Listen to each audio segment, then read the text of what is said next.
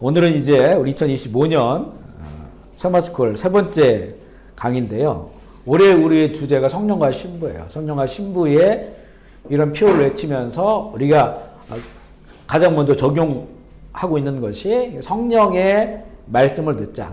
성령의 음성이라고 해도 되는데 음성이라고 하는 그 표현이 약간 어찌 보면 좀 사적이고 뭔가 좀 이렇게 그런 의미에서 좀 더 공적인, 그리고 이제 성령과 신부가 말씀하시기를 이렇게 우리 구절이 되어 있기 때문에 성령의 말씀이다. 조금 더 공적이고 또 하나님의 어떤 진리, 그런 말씀이라고 의미로 해서 성령의 말씀을 들으며 살자. 그 성령 말씀 듣는 것을 우리가 훈련하고 또 연습하고 그렇게 우리가 살아가자라고 하는 것이 첫 번째 우리 올해 우리 교회적인 적용 내용인데요. 그래서 이제 오늘 세 번째 강의는 성령의 말씀 듣기를 적용하는데 첫 번째가 이제 성경을 통해서 성령의 말씀을 듣는 거예요. 아마 우리 여기 계신 분들도 이제 하나님의 음성을 듣는다. 그리고 성령의 말씀을 듣는다. 이런 부분들에 대해서 좀 익숙하신 분들도 있을 테고, 아직은 잘 모르겠다. 아마 이런 분들도 있을 테고, 아니면 이제 성령의 그런 말씀들이 내 안에서 이렇게 선명하거나 풍성하진 않지만, 그래도 그거에 대한 마음을 열어놓고, 하나님께서 성령님을 통해 우리에게 말씀하시는구나. 이런 것들을 이제 마음을 오픈해놓고, 그리고 그 말씀을 듣고 따라가고자 하는 그런 그 긍정적인 마인드를 또 가지고 신앙생활 하시는 분이 있을 줄 압니다. 하나님의 말씀은 굉장히 구체적이에요. 하나님의 말씀이 우주적인 대의도 있어요. 대의. 그리고 국가적인 이런 그 민족적인 이런 큰 뜻도 있단 말이죠. 그리고 또 우리 교회는 교회를 향한 것들도 있고, 또 한 가정이면 가정을 향한 것도 있고, 그리고 이제는 한 개개인을 향한 그런 하나님의 뜻이 있는데, 이 대의적인 우주적인 하나님의 뜻도 결국에는 사람이 듣는 거거든요. 사람이.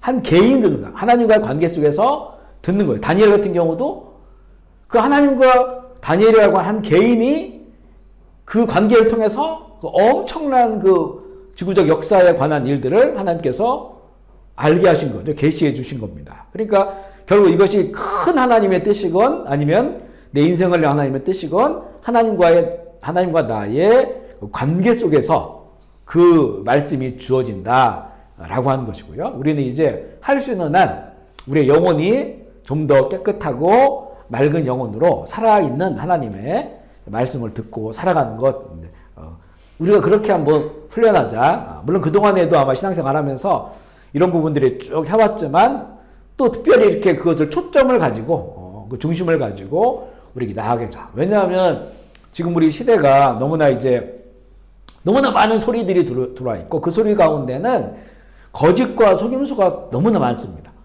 그러니까 성경을 우리가 계속 꾸준히 읽고 성경 안에서 하나님의 뜻을 알고 성경의 원리를 알게 되고, 그것으로 지금 세상에 벌어지고 있는 일들이라든가 또 세상 사람들이 쫓아가고 있는, 그리고 그들이 결국 진리처럼 여기는 그런 것들이 얼마나 가짜가 많고 거짓이 많은지를 너무나 이 성경을 쭉 우리가 읽다 보면은 그것을 우리가 깨닫게 돼요.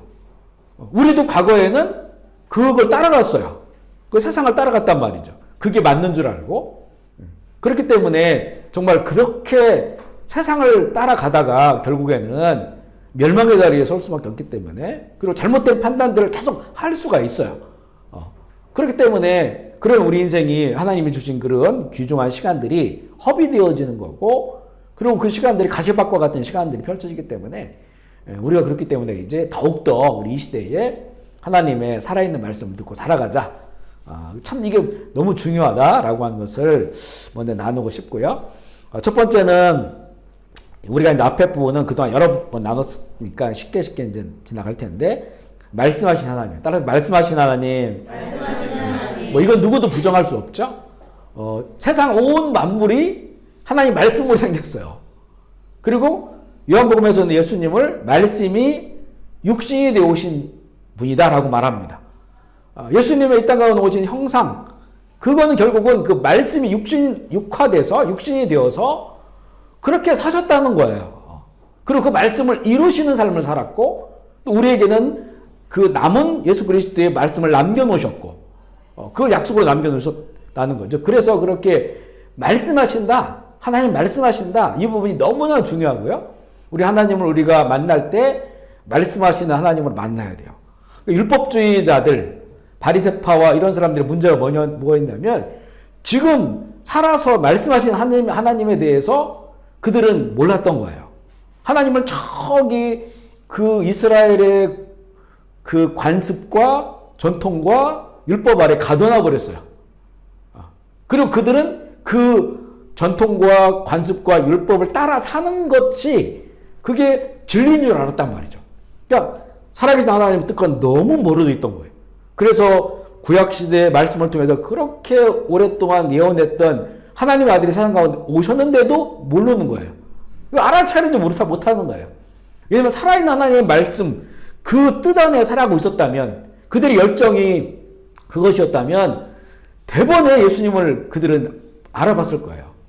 그런데 살아계신 하나님과는 무관한 그런 전통과 율법에 살았기 때문에 그 이 땅에 오신 하나님의 아들을 그들이 받아들이지 못하고 결국은 핍박하는 그런 자리 가운데 섰음을 보게 됩니다. 물론 그 자리에서도 니고데모라든가 아리마대 요셉이라 이런 사람들은 바리새파였지만 결국에는 예수님이 활동하시던 그 활동의 현장 가운데 함께 있으면서 그 예수님이 하나님의 아들이라고 인식했어요. 그래서 예수님을 믿게 되고 제자가 되는 그런 사람들이 있었단 말이죠. 그러니까 이 자기의 굴레가 깨어지니까 예수님이 보이는 거예요. 하나님의 아들로서 보이는 거죠. 그러니까 그분에게 자신의 모든 것을 다 던져 따르는 제자가 된 것인데 다수의 이제 바리새인들은 또 종교인들은 그곳에 서지 못했다는 거예요. 말씀하신 하나님. 그러면 하나님이 말씀하고 계실 때 어떻게 알 수 있을까? 지금도 하나님이 말씀하고 계셔요. 근데 이 하나님이 말씀하신다고 하는 것을 아는 것은 어떤 공식이 아니에요. 그리고 어떤 방법이 아닙니다. 하나님은 우리에게 말씀하시는 말씀 어떻게 알까? 어떤 공식을 따라서 하면 돼. 어떤 방식으로 알 거야. 이런 것들이 아니라고 하는 거죠. 결국 하나님의 음성을 아는 것은 살아계신 하나님과의 친밀한 사랑 관계에서부터 비롯됩니다. 아주 그게 본질적인 거죠. 하나님의 뜻과 음성을 알기 원한다면 하나님과의 사랑의 관계가 자라나고 성숙할 수 있도록 시간과 정성을 기울여야 되는 거죠. 우리의 그 인간의 관계도 마찬가지잖아요. 뭐 비밀스러운 얘기를 한다. 다른 사람에게 말하지 않은 비밀스러운 말은 누구에게 하겠어요? 가장 친한 사람에게 하잖아요. 아내나 남편에게도 할 수 없는 그런 말들을 내가 누구한테 한다 이랬을 때는 그 서로 간의 친밀한 관계, 신뢰 관계가 쌓이지 않으면 말할 수 없는 것처럼 우리가 정말 깊고 넓은 하나님의 살아있는 말씀을 우리가 선명히 듣기를 원한다면 그거는 하나님과의 친밀한 관계 속에 있는 거다. 그리고 구약에도 결국은 말씀을 주신 하나님이 늘 강조하는 게 뭐냐면 첫 번째 하나님의 사랑이잖아요. 하나님의 사랑. 하나님은 우리를 사랑하셔요. 그러니까 우리가 하나님을 사랑하는 것으로 이렇게 관계를 맺어야 된다는 거죠. 그 친밀한 관계가 모든 주신 말씀보다 더 중요해요. 그 친밀한 관계 속에서는 그 말씀이 우리가 살아낼 수 있는 힘이 거기서 나와요. 하나님과의 친밀한 사랑이. 우리 그 부모들이 자녀를 위해서 끝까지 희생할 수 있는 게 뭔가요? 자녀를 사랑하기 때문에 그런 거죠. 이게 남이라고 한다면 그런 희생을 안 하죠. 내 자녀니까 그 자녀를 위해서 끝까지 희생하는 거예요. 왜냐하면 사랑이 있으니까. 그런 것과 마찬가지예요. 하나님 주신 말씀은 하나님과의 그 사랑의 관계 속에서 있을 때 그 말씀을 따라 살아갈 수 있고 말씀의 나라를 이룰 수 있는 그런 힘이 생기는 거란 거죠. 그러니까 모든 하나님의 말씀의 그 원천은 하나님과의 사랑의 관계다. 지금도 마찬가지예요. 하나님의 음성 듣기 위해 여러 가지 방향으로 훈련도 하고 연습하겠지만 그 모든 것의 본질은 하나님과의 사랑의 관계 속에 있는 거예요. 근데 우리가 신앙생활을 하다 보면요. 막 사랑이 느껴질 때가 있고 감동할 때가 있고 안 느껴질 때도 있어요.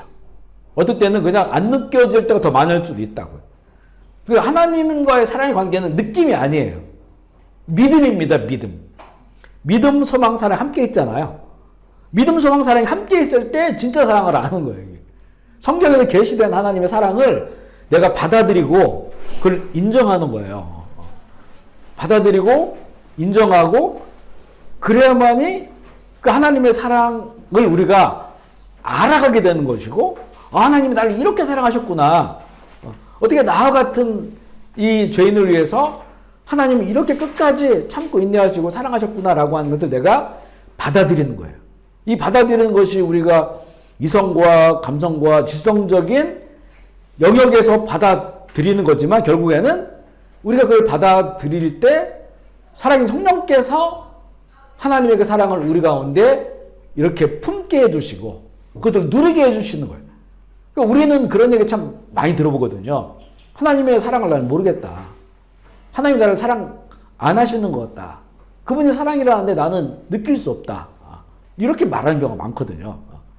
그런데 이 하나님의 사랑은 이건 그런 느낌으로 판단할 수 있는 게 아니에요.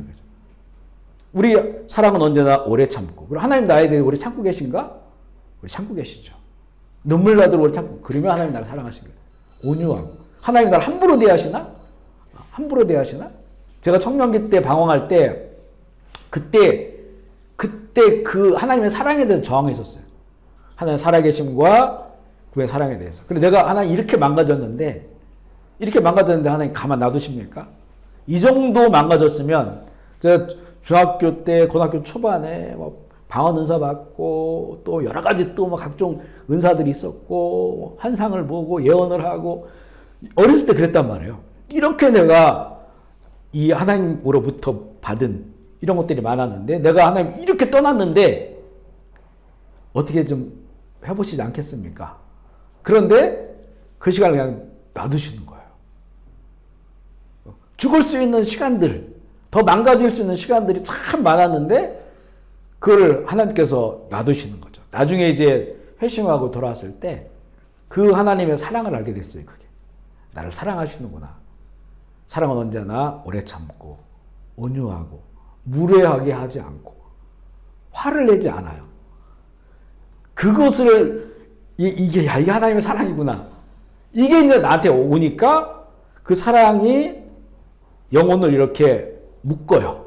외워놔요. 그러니까 그 다음부터는 다시는 하나님의 사랑을 의심하진 않아요.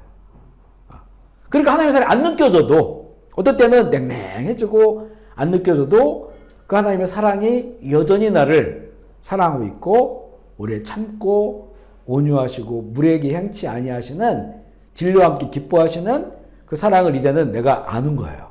그걸 인식하는 거예요. 그러니까 우리는 하나님의 사랑에 비하면 세 발의 피 같지만 나도 주님을 사랑합니다. 하나님을 사랑합니다. 그 사랑에 겨워서 우리가 고백하는 거죠. 그렇게 했을 때 하나님과 이런 그 관계들이 맺어가기 시작하는 거죠. 그러면 나에게 주님 말씀이 이게 짐이 안 돼. 짐이 안 돼. 예수님이 우리에게 주신 산상수훈의 말씀들이 있잖아요. 8가지 행복. 딱 쳐다보면 이게 무슨 행복이야. 전혀 행복이 될 것 같지는 않아요. 그죠? 마음이 가난한 자는 또 다른 데는 그냥 가난한 자 이렇게 나와요. 가난 다 싫어하잖아요. 복이 있는 천국이 저희 거면. 이게 무슨 말일까? 온유한 자는 땅을 다 뺏겨요. 자기 걸 주장하지 않으니까. 근데 땅을 기업으로 줄 거다. 그러니까 완전히 그 이해가 되지 않는 그런 말씀들이에요. 핍박 받는 자. 핍박 받는데 그런데 이게 행복하다는 거예요. 그죠? 하나님께서 이 너희를 위로하시고 또 기업을 주신다는 거예요. 그죠? 박해받는 거예요. 이거 얼마나 이게 우스꽝스럽고 바보 같은 그런 일입니까? 그러고 나서 펼쳐지는 그 산상수훈의 말씀을 보세요. 그죠? 원수를 사랑하고 축복하고 그걸 미워하지 말고 형제들에게 화를 내지 말고 비판하지 말고 그리고 나눠주고 오른손이 아닌 왼손 모르게 하고 다 손해보고 이런 말씀이거든요. 그런데 이게 하나님의 사랑을 알면 느껴지지 않아요. 안 할 때도 많아요. 하지만 하나님의 사랑 알고 그걸 내가 믿고 그 하나님의 사랑 알면 이거를 살아갈 수 있는 힘이 되는 거죠. 그러니까 이게 결국에는 그냥 우리를 올가매는 율법이나 그런 말씀이 아니고 오히려 그 속에서 큰 어떤 진리의 길을 가다 보니까 그 진리와 함께 있는 기쁨을 누리게 돼요. 아멘이십니까?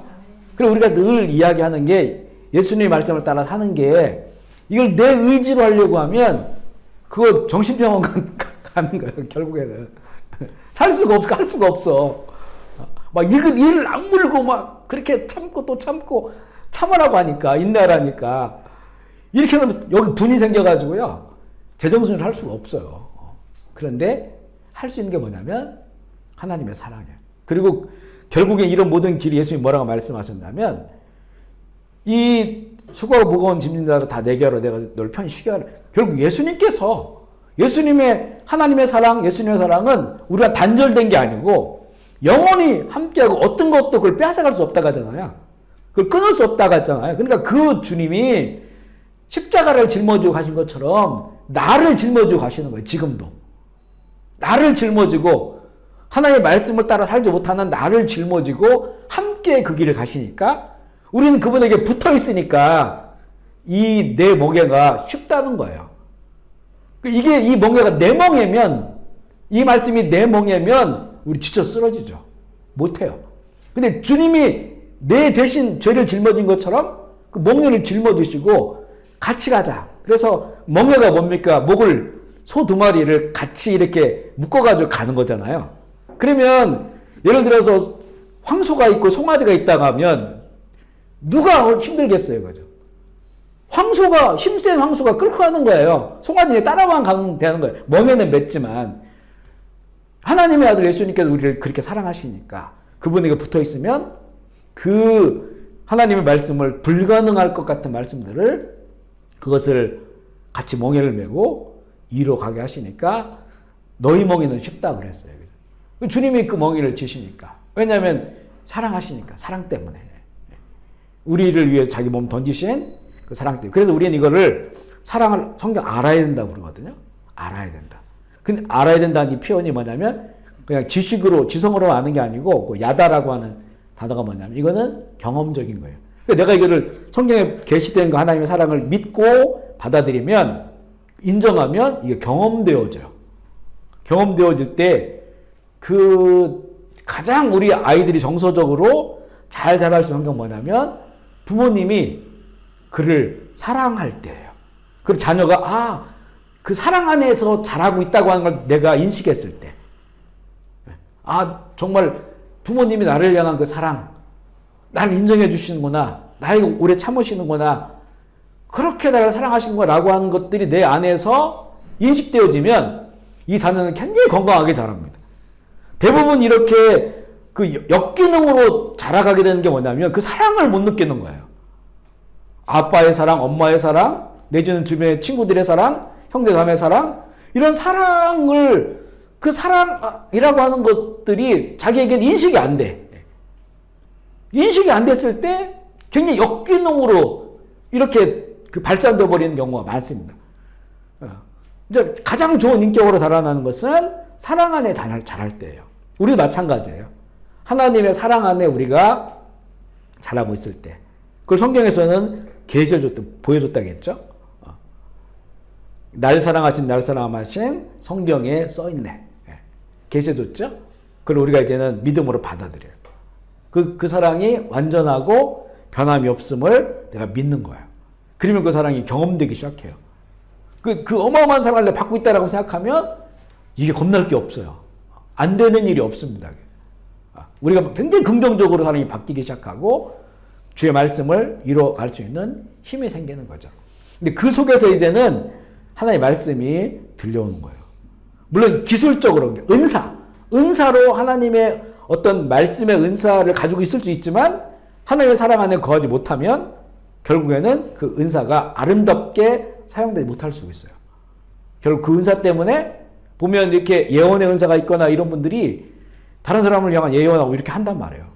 근데 그렇게 쓰임 받았는데 자기는 너무 인격적이지 못해. 인격적이지 못하다고 하는 건 하나님의 사랑을 지금 누리지 못하고 있는 거거든요. 그러니까 쓰임은 받는데 우리 예수님께서 그 산상수훈에 말씀한 것처럼 주여 주여 하고 귀신도 내쫓고 방언도 하고 예언도 하는데 근데 나는 너를 모른다 이렇게 말씀해요. 관계가 없는 거예요. 기술적으로만 쓰임 받은 거예요. 기술적으로만. 그렇게 된다는 거예요. 그래서 우리가 이런 모든 하나님 살아있는 말씀, 이 말씀을 선명하게 듣고 그 말씀에 따라 살기 원하면 하나님과의 그 사랑의 관계가 계속 친밀하게 되어졌는데 그 사랑은 성경에 우리에게 계시해 준 사랑이다. 아멘이시죠? 내 느낌이 아니라는 느낌. 결국 그 사랑을 인정하고 받아들이면 그 느낌도 와요. 우리 오감으로 그 사랑이 느껴지기도 해요. 하지만 그걸 쫓아가서는 안 된다는 거죠.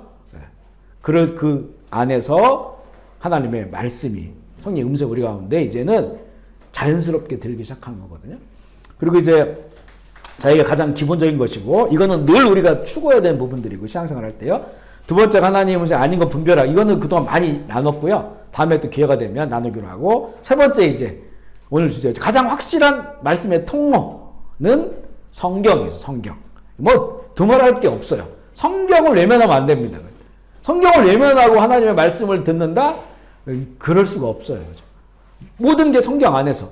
성경 딱 구절로만 말씀하는 이건 아니지만 성경 안에 있는 성경의 원리와 이미 우리에게 주는 성경 속에서 우리에게 말씀하기 때문에 하나님의 말씀 듣겠다고 하기 때문에 성경과 정말 가까워야 돼요. 그리고 이걸 깊이 있게 묵상해야 된다고 하는 그런 내용들이 이제 이어지는데요. 우리 디모데후서 3장 15절 17절 우리 잘 아는 말씀이지만 같이 읽어볼게요. 시작. 또 어려서부터 성경을 알았나니 예수 안에 있는 믿음으로 말미암아 구원에 이르는 지혜가 있게 하느니라. 모든 성경은 하나님의 감동으로 된 것으로 교훈과 책망과 바르게 함과 의로 교육하기에 유익하니 이는 하나님의 사람으로 온전하게 하며 모든 선한 일을 행할 능력을 갖추게 할 아멘이시죠.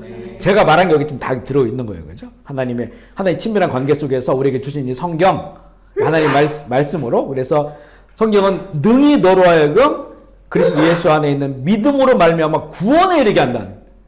성경에 하나님의 뜻이 계시되어 있고 어떻게 우리가 구원 받을 수 있는지 모든 그 비밀, 정답을 성경을 우리에게 계시해 주신 거예요.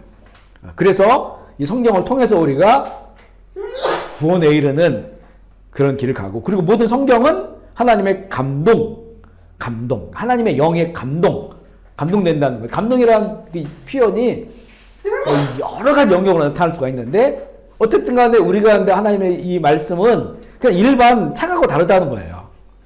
일반 책하고 다르고, 이 성경을 읽으면 또 성경을 우리가 받아들이고 그 성경을 통해서 하나님의 감동, 살아있는 하나님의 역사를 우리가 얻게 된다는 거죠. 그로 인해서 이 성경은 교훈, 책망, 바르게 함, 의로 교육하기에 유익하다. 그 유일한 길이에요. 그리고 하나님의 사람으로 온전하게 되고 모든 선한 일을 행할 능력, 앞서 얘기한 거죠. 하나님의 사랑을 알면 다 할 수 있다는 거잖아요. 말씀을 따라 살아갈 수 있는 것처럼 그것을 성경이 우리 가운데 계시해 주신 거기 때문에 이 성경을 통해서 우리가 정말 쉽게 얘기하면 진짜 바르게 신앙생활을 할 수 있는 그런 모든 근거가 다 성경에 있고, 이 성경 속에 살아 숨쉬는 하나님의 말씀이 있다고 하는 것을 우리가 믿어요. 우리는 그래서 예수를 믿는 사람, 하나님 믿는 사람들이죠. 예수는 그리스도를 믿어요. 그리고 우리는 바이블 빌리버가 되는 거죠. 믿음이 결국에는 이제 이 성경을 읽고 이 말씀을 믿을 때 우리가 이제는 그러니까 더 신뢰할 수 있어요. 살아계신 하나님 우리가 신뢰함으로 나아가는 그런 이제 참된 신앙생활의 길을 가게 하고요. 하나님은 성경을 통해 또 이 성경이 하나님의 감동으로 되어 있으니까, 하나님의 영의 감동이 되었으니까 성경을 통해서, 그리고 성령님을 통해서 하나님 자신과 자신의 목적과 길을 제시하신다는 것인데, 이것을 다른 말로 하면 계시가 굉장히 중요해요. 드러내는 거잖아요. 그러니까 온 우주 만물을 지으시고 그보다 크신 하나님이시기 때문에 사람이 하나님을 찾아갈 수가 없어요. 지금 우리가 밖에 나가서 이제 하나님을 찾아볼게 라고 나갔단 말이에요. 그 하나님이 창조하신 모든 그런 만물을 우리가 하나씩 조사를 해요. 나무를 조사해보고, 꽃들을 조사하고, 하늘을 보고, 구름을 보고 별들을 봐요. 이거 가지고 하나님 다 알 수 있겠나요? 저 별들을 하나님께서 만드셨어? 달들을 만드셨어? 그거 하나 조사하는데도 우리 평생 걸려도 다 조사 못 할 거예요. 그죠? 그걸 탐구할 수가 없어요. 그걸 만드신 하나님의 작품들인데 이걸 가지고는 하나님의 그 본체를 우리가 만날 수가 없어요. 너무나 많아요. 또 하나님의 그 신성이 깃들여진 만물들이. 그러면 우리가 불가지로 하나님을 알 수가 없는 거예요. 이 지금 주어진 걸 가지고는. 그래서 하나님께서 사람에게 자신을 계시하셔요. 말씀으로 계시를 하신 거예요. 그 말씀을 기록해 놓은 것이 성경이니까 우리 성경을 통해서 계시된 하나님에 대해서 우리는 알아갈 수 있는 거죠. 성경이 이게 의외로요. 66권 딱 정해진 거잖아요. 수천 년 정해진 거지. 변함이 없이 정해져 있지만 이거를 하나님의 살아계신 말씀으로 인정하고 읽기 시작하고 받아들이기 시작하면 엄청난 지혜가 우리 가운데 있게 돼요. 우리는 그래서 궁금하지 않는 게 많아요. 세상 사람들보다. 세상 사람들은 조금 더 깊은 철학적 사색을 하는 사람들은요. 내가 어디서부터 왔을까? 지금 어디쯤이지? 그리고 우리는 어디로 갈까? 그 이후에는 뭐가 있을까? 이게 다 궁금한 것들이에요. 정답을 몰라요. 그러니까 이제 그 철학적 질문들이 우리 고대 철학이 소크라테스나 플라톤의 유명한 고대 철학들이 그분들이 굉장히 사색을 많이 했잖아요. 그들이 사색의 중심 주제가 뭐냐? 그러면 만물의 아르케가 뭐냐? 아르케. 그리스도 아르케는 만물의 원인. 이렇게 우리가 살아가는 세상의 원인이 뭐냐라고 하는 거예요. 그거를 계속 질문한 거예요. 고대 철학자들이. 그래서 만물의 원인은 물이다, 불이다, 또 아니면 무슨 바람이다. 그 철학적 명제들을 그렇게 만들어낸 거예요. 그 시대에. 철학적 사색을 많이 한 거죠. 우리는 그럴 필요가 없어요. 왜냐하면 우리 정답을 알고 있어요. 어디부터 왔는지, 지금은 어디인지, 우리가 어디로 가는지, 그 위에는 뭐가 있는지. 그러니까 이 방황할 필요가 없는 거예요. 인생을. 우리가 이제 사춘기 때 그 아나키의 시대란가요? 막 방황하는 게 이렇게 그 전에는 부모님만 졸졸 쫓아다니다가 부모님이 해주는 것이 정답으로 살다가 머리가 커지고 이성적으로 생각하다 보니까 그게 아닌데? 또 다른 게 있는 것 같은데? 그리고 다른데 친구들을 통해 정보를 받고 이렇게 하다 보니 공부를 하고 하다 보니까 정체성의 혼란이 오는 거예요. 나는 뭐지? 이게 정답이 아닌 것 같은데? 우리 부모가 정답이 아닌 것 같은데? 그래서 막 그 방황하는 시대들이 오잖아요. 그죠? 그리고 굉장히 그때부터 막 중학교 2학년 들고 저항하고 말 안 듣고 이제는 왜냐면 그게 이제 이성적으로 크기 시작하는 거예요. 이 원인 이런 것들에 대해서 이제는 되게 불확실해져. 그 전까지는 그냥 부모님 쫓아다니면 됐는데 이런 것들이 이제는 인생에 몇 번씩 오잖아요. 갱년기도 그래. 갱년기. 나는 누구인가? 이제까지 내가 뭐 때문에 살았는가 이런 것들이 오면서 막 무너지기 시작하고 약 먹어야 되고 막 이렇게 되잖아요. 그죠? 근데 우리는 이걸 명확하게 알고 있는데 성경이 그걸 우리에게 다 주셨는데 우리 온전한 바이블 빌리버가 잘 안 돼요. 정답을 알고 있는데 정답을 가지고 있는데 이게 진짜 그 정답이 내 내면을 꽉 채우고 내 마음과 생각을 꽉 채우고 든든하게 버텨주지를 못하는 거예요. 이게. 그러니까 그런 것에 안 믿는 사람들처럼 막 휩쓸려가지고 방황하는 그런 시간들이 있는 거죠. 지금 저 같은 경우는 저도 그런 과정을 거쳤잖아요. 보면 그 시간이 조금 의미는 있지만 아깝다는 시간이 아깝다 이런 생각이 들어요. 그냥 다니엘처럼 어렸을 때부터 뜻을 정하고 길을 정하고 그 뜻에 따라 살아가면 한 인간이 할 수 없는 어마어마한 그런 그 깊은 그 하나님의 역사를 보고 그래서 우리에게 남겨놨잖아요. 그래서 우리에게는 성경을 통해 다 정답을 주셨다. 아멘이시죠. 그래서 우리는 방황하지 말아야 돼요. 물론 뭐 내가 이런 직업을 가질까 저런 직업을 가질까 뭐 이런 것들은 우리가 고민해 볼 필요도 있어요. 물론 이것도 주님께 묻기 시작하면 디테일한 것도 묻기 시작하면 주님께서 말씀을 주셔요. 말씀을 주신다는 게 꼭 뭐 이래라 저래라 이런 것들이 아니에요. 침묵할 때도 있고 아니면 우리가 묻는다고 하는 것 자체가 하나님과의 관계를 원하는 것이기 때문에 그 자체를 기뻐하셔요. 그래서 하나님께서 하나님의 기뻐하는 뜻대로 인도하시는 것들이 우리 삶 가운데 펼쳐진다고요. 오묘하게 우리를 인도해 주신단 말이죠. 그래서 그 가장 중심에는 성경이 있다. 그래서 이 하나님 어떻게 나에게 말씀하실까? 그리고 하나님이 언제 말씀하시는지 어떻게 알 수 있을까? 어떻게 하면 내 인생에서 하나님이 좀 더 개인적이며 실제적으로 관계하고 대화하고 말씀을 들을 수 있을까? 우리가 이제 이런 질문들을 해 나갈 때 그 중심에는 성경이 있다는 거예요. 자, 네 번째는 성경. 그러면 성경을 통해서 어떻게 살아계신 하나님의 말씀, 성령의 말씀을 들을 수 있을까? 먼저 우리가 성경 공부와 큐티, 콰이트 타임이죠. 성경 묵상하는 차이점을 보는데 여기 이제 앤드루 머레이라는 저기 신학교 다닐 때 이분 책으로 공부를 여러 번 했었는데 신약 교수예요. 거기 한번 같이 읽어볼게요. 앤드루 머레이의 책 그 내용을 좀 따놨어요. 천천히 읽어보겠습니다. 시작. 하나님의 음성을 듣는 것은 말씀을 깊이 생각하고 연구하는 것 이상의 것이다. 그러나 살아계신 하나님과 실제적으로 교제를 나누지 못하는 수도 있다. 그러나 하나님의 목전에서 성령의 인도 아래 말씀을 읽는 가운데 말씀이 하나님 자신으로부터 살아있는 능력으로 임하는 경우도 있다. 그것이 바로 아버지의 음성이며 하나님과의 실제적이고 개인적인 교제이다. 마음에 들어와 축복과 능력을 가져다 주며 하나님의 말씀에 마음에 미치는 살아있는 믿음의 반응을 불러일으키는 것은 하나님의 살아있는 음성. 아멘이시죠? 성경 공부와 하나님의 말씀 앞에서 내가 그 목전에서 성령을 통해서 말씀을 읽고 그 가운데 들려지는 하나님의 그 말씀, 그분에 대한 말씀이고요. 그 다음에 헨리 나우엔이라고 하는 그 영성가죠. 그분의 글 가운데 이런 내용이 있는데 이것도 같이 읽어볼게요. 시작. 성경을 읽는다는 것은 보기보다 쉽지 않은 일이다. 공부를 중시하는 세상에 살다 보니 있는 것마다 분석과 토론에 붙이는 경향이 있기 때문이다. 그러나 하나님의 말씀은 무엇보다도 생각과 묵상으로 이어져야 한다. 말씀을 쪼개는 대신 우리의 존재의 가장 깊은 곳에서 오히려 하나로 묶어야 한다. 말씀에 대한 동의 여부를 따지는 대신 어떤 말씀이 내게 직접 주시는 말씀이며 나만의 개인적 상황과 직접 연관되어 있는 것인지 살펴야 한다.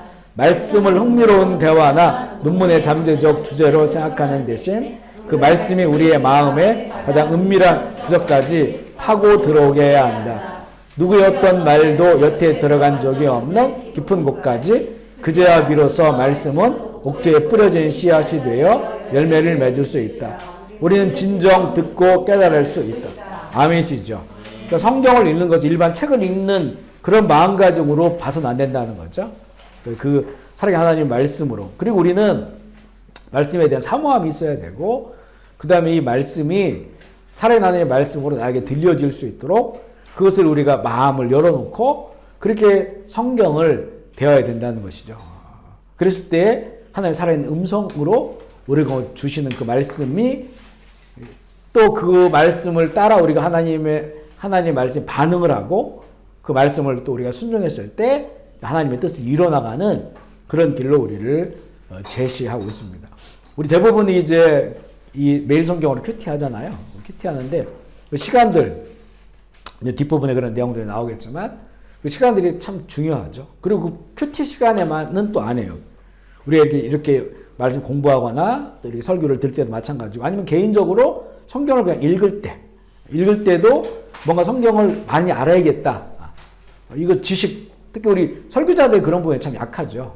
이게 어떤 우리는 선입견을 가지고 있어요. 이 성경을 읽으면서 이걸 설교해야겠다. 이렇게 생각을 하니까 순수하게 성경을 보려고 않고 또 신학을 공부했기 때문에 신학은 성경을 해석하는 거잖아요.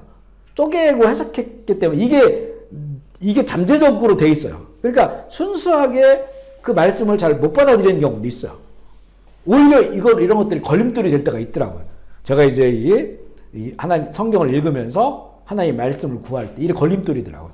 그 오랫동안 그런 부분에 대해서 내려놓고 할 수 있는 한 성경 말씀 그대로를 믿고 그것으로 하나님의 말씀 받아들이려고 하는 이런 훈련들을 좀 오래 하다 보니까 지금 이제는 그런 그 선입견들이 많이 없어졌거든요.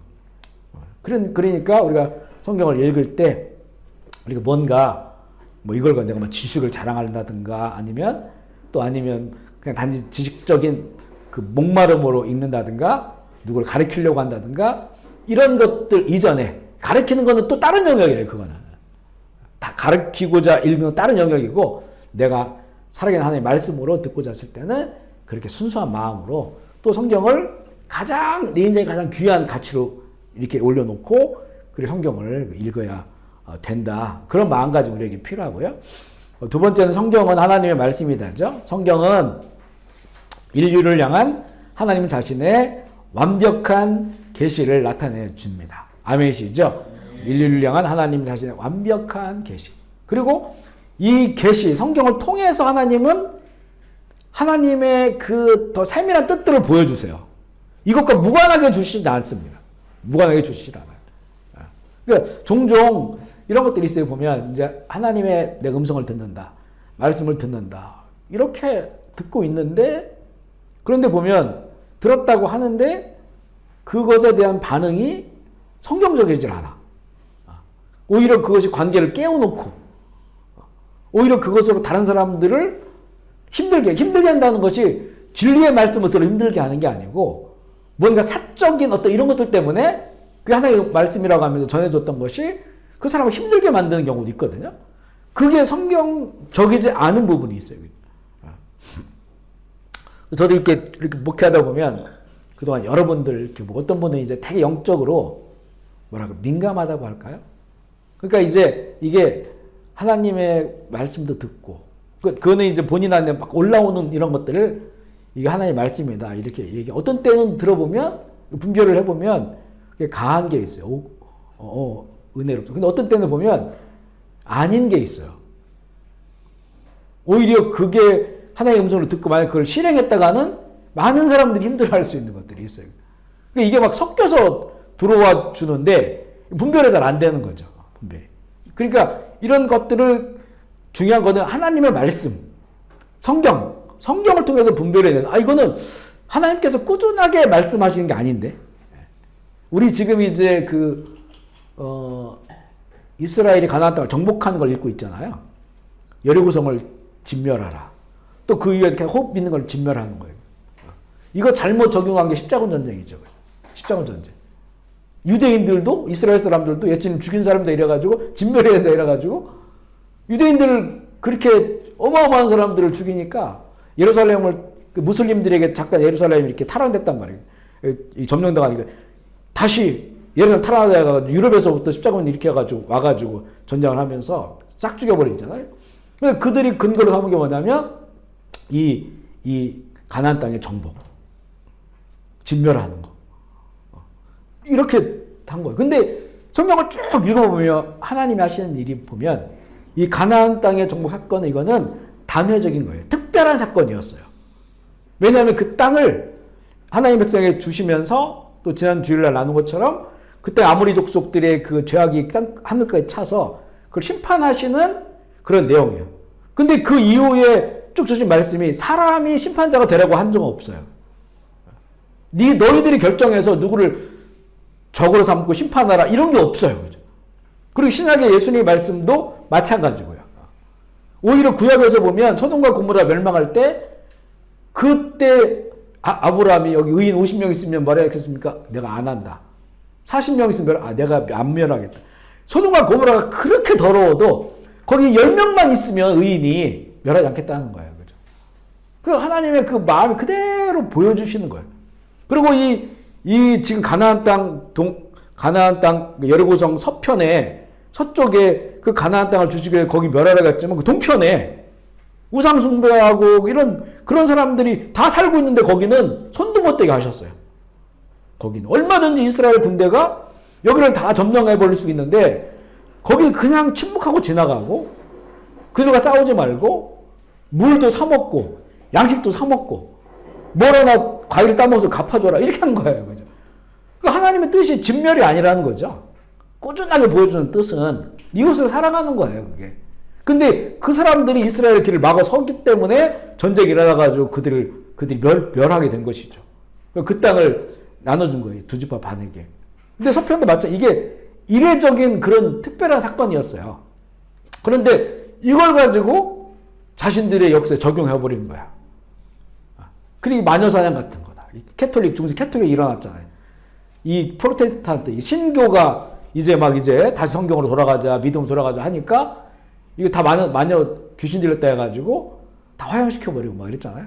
마르틴 루터도 화형 당했단 말이에요. 그런 근거들이 다 구약에서 찾아가지고 하는 거예요. 이런 것들이 있다는 거죠. 그러니까 하나님의 이 말씀을 들을 때 진짜 살아계신 하나님의 말씀으로 듣지 아니하면 그렇게 오히려 더 그 일 때문에 이 정말 하나님의 나라에 반하는 그런 일들에 사람들이 쓰임 받는다는 거죠. 그 역사 속에서 참 많이 있고 또 이렇게 막 큰 그 국가적인 게 아니라 할지라도요 개개인에도 보면 그런 게 많아요. 항상 우리는 하나님 이 성경 말씀 안에 있는 그 말씀에 큰 원리가 있어요. 말씀 지향하는 그 원리가 있어요. 그거는 하나님 사랑, 이웃 사랑을 배경으로 해요. 물론 분별 당연히 해요. 분별하라는 것도 하나의 말씀이에요. 그것을 누가 어떻게 해주냐? 하나님의 성령께서 우리에게 분별하게 해주신다는 거예요. 그런데 그런 거 없이 이 잘못 이렇게 하나의 말씀을 듣고 그것으로 자기 생각 내지는 자기 안에 있는 어떤 분노라든가 감정들 이런 것들이 하나의 말씀처럼 여겨졌을 때 하나의 말씀대로 가면 그거 어떻게 되겠어요? 실행하잖아요, 그 사람들은. 그렇게 되면 무서운 결과들이 초래되기 때문에 잘 분별할 때 그래서 성경을 우리가 많이 읽고 성경 원리를 알아야 된다라고 하는 것이고요. 그리고 훈련을 해야 돼요. 결국에는 훈련을 해서 그 분별할 수 있는 훈련. 그건 이제 또 다음에 나누고요. 하나님은 성경을 통해 나에게 말씀하신다. 성경은 우리를 하나님과의 만남으로 인도하는 것이 아니고 성경이 바로 하나님과의 만남이다. 아멘이시죠? 그리고 믿지 아니하는 사람들도 지식적으로 성경을 알고 있는데 그렇지만 그들은 하나님과 만나지 못해요. 왜냐하면 성경은 진리의 영이신 성령님의 조명함 없이는 하나님의 말씀으로 다가오지 않기 때문입니다. 여러 장르로 기록된 성경은 성령께서 조명해 주실 때 하나님의 입에서 나오는 살아있는 말씀으로 우리에게 들려옵니다. 그때 내가 살아서 관계하시는 하나님을 만나게 되는 거죠. 세 번째, 어떻게 하나님의 뜻이 나의 생애를 통해서 이루어지는가? 하나님의 말씀, 즉 성경을 읽는 거고요. 그리고 읽을 때 우리가 그동안 얘기한 것처럼 이 성경의 가치를 인정해야 돼요. 이게 하나님의 하나님 말씀이라고 하는 어떤 것도 비교할 수 없는 것이라고 하는 그 가치를 인정하고 성경을 읽고 그리고 진리의 영이 그 말씀을 가지고 진리를 계시하셔. 나에게 빛을 비춰주세요. 하나님의 진리에 나의 인생을 조정하는 거예요. 그 비춰졌을 때 우리 하나님의 뜻에 따라 살아가지 않고 있었던 삶이 드러나요. 그때 이제는 내 삶을 조정하고 그리고 그분께 순종하고 하나님이 내 안에서 나를 통해서 그분의 목적을 이뤄나가시는 그런 방향으로 우리가 가게 되는 것이죠. 아멘이십니까? 5번입니다. 5번 큐티, 화이트 타임, 묵상하는 거 실제를 한번 이제 볼게요. 뭐 하고 계시는 것이지만 가볍게 넘어가겠습니다. 첫 번째가 이제 준비. 날마다 우리 해야 되죠. 방해받지 않는 조용한 시간과 장소를 확보해야 된다. 저 같은 경우에는 이제 새벽에 끝나고 집에 가서 밥 먹고 교회 갔을 때 8시나 조금 넘었을 때인데 그때 가장 먼저 하는 게 큐티예요. 근데 우리가 이제 이게 저 같은 경우 교회 가다 보면 뭔가 좀 이런 일을 해야겠다라고 막 생각나는 것들이 있어요. 그러면 그거를 뒤로 밀어놓고 항상 먼저 성경을 열고 매일 성경을 열고 큐티하는 거 요걸 정착하려고 나름대로는 많이 싸움을 했습니다. 이게 뭐 마음에 급한 것들이 먼저 있어요. 뭐 연락해야 될 거나 해결해야 될 것들이 있는데 그 자꾸 조급해야 돼. 이러면 큐티를 뒤로 밀어놓잖아요. 그럼 빠지게 되고 그런 경우들이 있더라고요. 그래서 어쨌든 간에 할 수 있는 한 그 시간에 항상 이제 출근을 하면 먼저 매일 성경을 펴서 묵상을 하고 그렇게 하루를 시작하는 이렇게 이제 그게 지금은 이제 이렇게 몸에 이제 배인 상태고요. 전에 보면 저희 아이들 보면 아이들이 이제 학교 갔다 와서 다 공부하고 저녁에 자기 전에 그때 이제 하더라고요. 자기 책상에 앉아가지고 큐티를 해요. 그건 이제 본인들이 정하면 돼요. 언제가 제일 좋을지. 뭐 이렇게 엄마들 같은 경우에는 애들 다 학교 보내고 또 남편 출근하고 그랬을 때 또 그 자리에서 하는 것도 좋죠. 조용할 때. 뭐 가족들이 있을 때보다 이런 식으로 자기가 가장 조용하게 하나님 앞에 앉아있을 그 시간을 정해서 시간과 장소를 구분하고 확보하는 게 중요하고, 그리고 이걸 할 때는 다른 걸 대부분 꺼놔야 돼요. 다른 것들을. 열어놓으면 자꾸 방해가 돼, 이게. 우리가 날마다 하시는 분들은 이 큐티가 어떤 때는 뭐 10분이면 끝난 경우도 있어요. 짧으면. 깊게 하는 사람들은 30분, 1시간도 할 수 있거든요. 근데 하여튼 날마다 하다 보면 이게 좀 짧아지긴 해요. 그죠? 하면 할수록. 그러니까 이제 그런 정도의 시간은 확보해 놓고, 그리고 방해받지 않도록 이렇게 하는 게 중요하고, 형님들 같은 경우에는 이렇게 직장 생활 하신 분들은 출근해서 본인이 뭐 사장님이면 충분히 그 시간을 가질 수가 있는 것이고, 또 이렇게 직원으로 하신 분들, 직장에 하기 어려우면 이제는 퇴근하셔가지고 할 수도 있고, 아니면 이제 새벽에 일찍 일어나서 식사하기 전에 이렇게 좀 시간을 잡을 수도 있고, 그런 시간들이 꼭 필요하다. 이걸 위해서는 우리가 성경 읽는 거와 이렇게 시간과 장소를 정해서 큐티를 하는 거고 좀 또 다를 수가 있어요.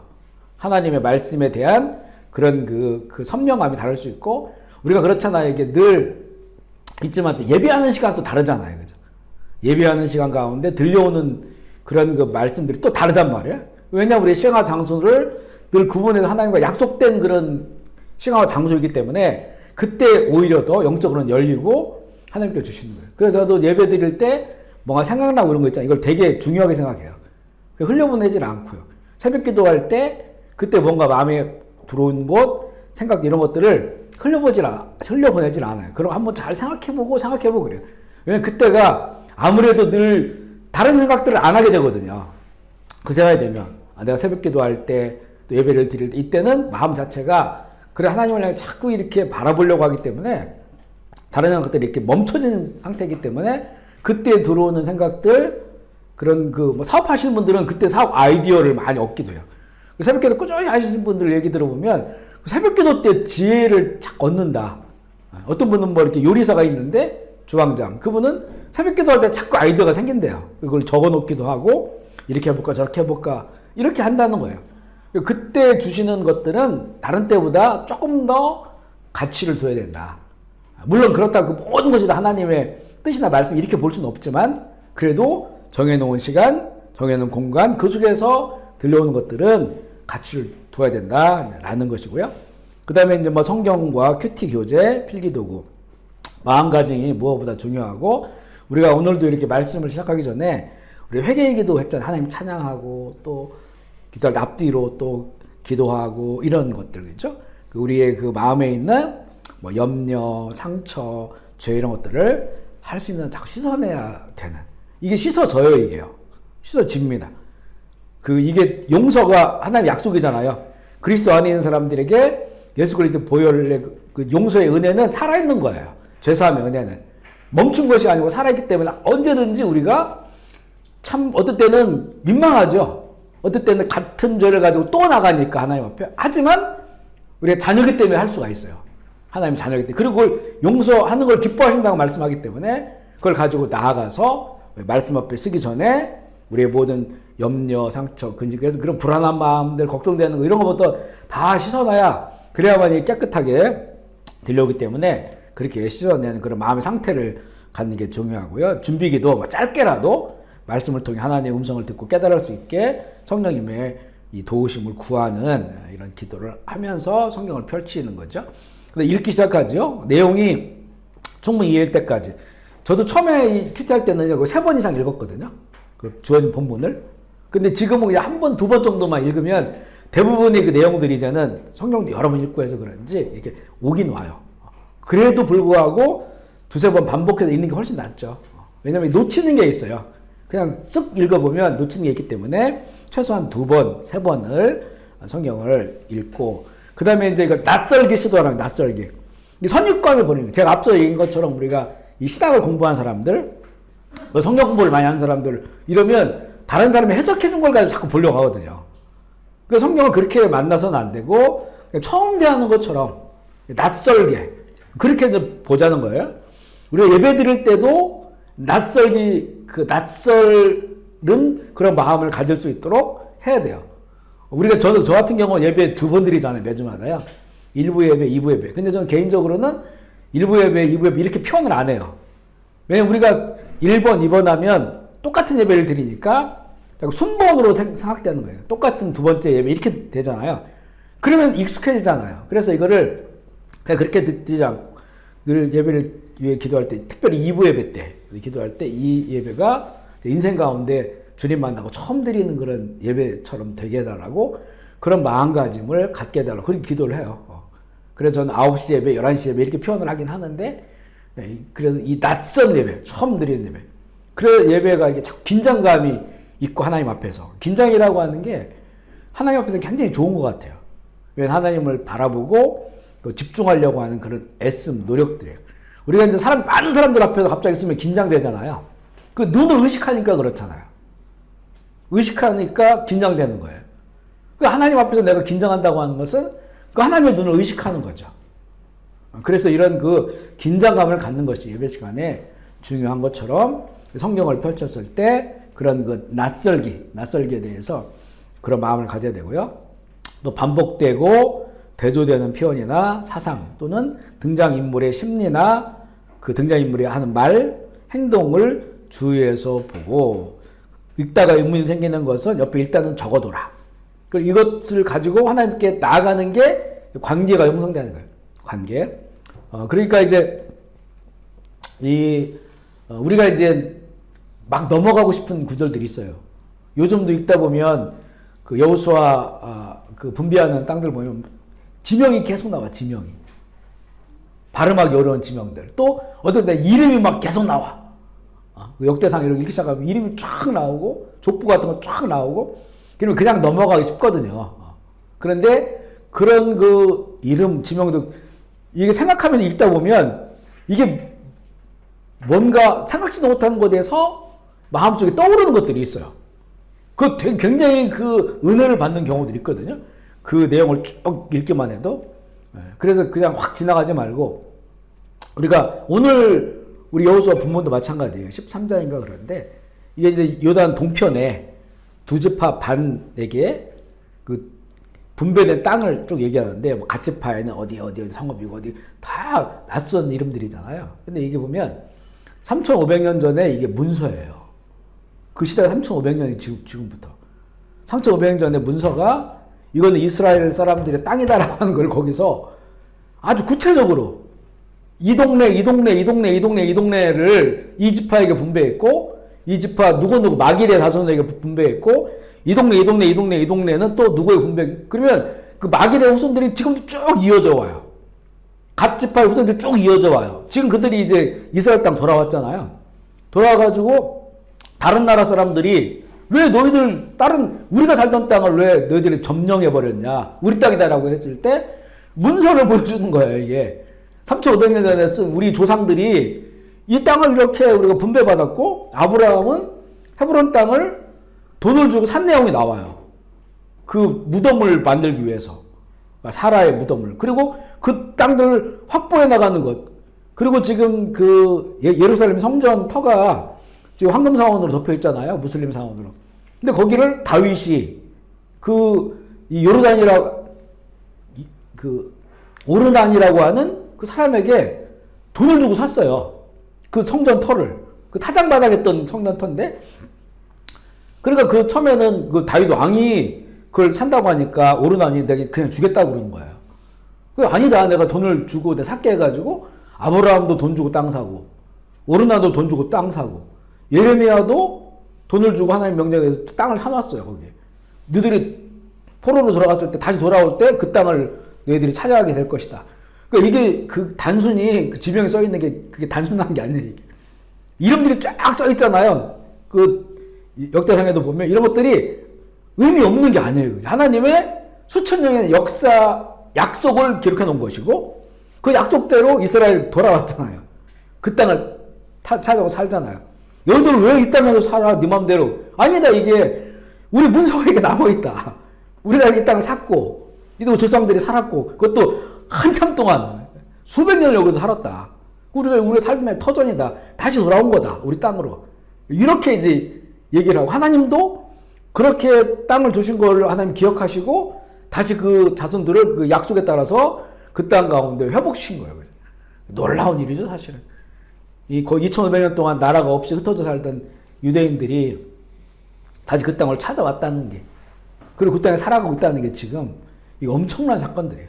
그 땅의 근거가 뭐냐면 우리가 지금 읽고 있는 이 내용들이에요. 그러니까 이게 단순하지 않아요.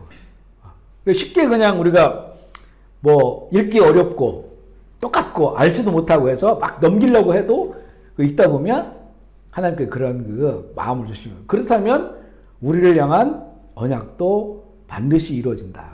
아멘이시죠. 그걸 이제는 이 말씀을 통해서 하나님과 나와의 관계로 그렇게 받아들이는 거예요. 이들을 향한 이런 약속도 수천 년을 지킨 이 다 뺏겼던 이런 땅 다시 돌아오고 그 땅을 주셨는데, 그럼 나를 향한 그 영원한 약속, 천국과 세상의 땅 반드시 하나님은 지키실 분이다 라고 하는 그런 믿음을 갖게 한단 말이죠. 그렇게 이제 우리가 성경을 할 수 있는 한 세밀하게 이렇게 묵상할 때는 우리가 지금 다독하니까 막 읽어나가는 거지, 이제는 다독도 중요해요. 왜냐면 전체 성경 숲을 알아야 돼. 그리고 매일 묵상은 나무를 아는 거야, 나무. 숲과 나무를 보는 것이니까 그거는 세밀하게 깊게 봐야 되고요. 그리고 이제 읽다 보면 말씀에 이제 씨앗을 찾는데, 이게 하나님이 그날 마음에 두시는 한 구절이 있을 수 있어요. 한 단어가 있을 수 있어요. 어떤 게 굉장히 뜬금없이 아무 상관없는데 거기에 써 있는 그런 한 구절이 나에게 다가올 수도 있어요. 그 말씀을 내가 붙잡고 기도, 하나님 왜 이 단어를 나에게 줬을까요? 이 단어가 나에게 의미하는 건 무엇입니까? 라고 이게 이제 관계가 형성되는 거, 하나님께. 그랬을 때 살아계신 말씀을 나에게 들려지고, 어떨 때는 그 구절인 한 단어 아니고 또 거기에 있는 어떤 인물이 나에게 이제 올 수도 있어요. 그죠? 어떤 때는 여호수아가 될 수도 있지만 어떤 때는 아간이 될 수도 있어요. 아간. 숨겨놓고 감춘 아간이 될 수 있고, 갈렙이 될 수도 있고, 그렇게 이제 우리가 이제 볼 때, 그래서 이렇게 저렇게 이제 적용해 보시고, 특별히 마음에 툭 던져지는 것들이 있거든요. 이거 이제 와닿는 게 있는데, 그런 거는 좀 더 깊이 있게 기도하고 봐야 되는. 그리고 이제 또 하나 뭐가 있냐면요. 그 세 번째 볼게요. 묵상은 나의 마음에 하나님 말씀이 새겨지기까지 계속 주님과 대화하는 건데, 그것을 우리가 좀 읽다 보면서 어느 단어가 확 튀어온다든가, 어떤 인물이 참 나랑 비슷하다든가, 아니면 전체 줄거리가 마음에 감동을 준다든가 이랬을 때, 그걸 가지고 우리가 짧은 시간이라도 좀 더 깊이 있게 기도하면서 그 앞에 머물러 있게 되는 거죠. 그러면 이제 그 묵상하는 과정 가운데서 그럼 나에게 주신 핵심 메시지가 뭐냐? 중요한 건 우리가 성경을 묵상하는 거는, 성경을 읽는 거는 내가 주체가 되잖아요. 내가 읽는 거니까. 근데 묵상은 뭐냐면 하나님이 나를 읽으시는 거예요. 하나님의 말씀이 나를 읽는 거예요. 그러니까 내가 그걸 읽으면서 결국에는 하나님의 말씀이 나에게 중요한 메시지로 주시는 것이죠. 나를 읽는 거죠. 그 메시지를 우리가 찾는 건데, 그런데 또 하나 중요한 건 뭐냐면 이거 억지로 할 필요는 없어요. 그냥 내가 그날 주어진 성경을 읽었는데 아무런 게 없었다. 그러면 그날 지나가면 되는 거예요. 굳이 거기서 막 아무것도 없는데 막 찾으려고 할 필요가 없다는 거죠. 기계적으로 할 필요가 없어요.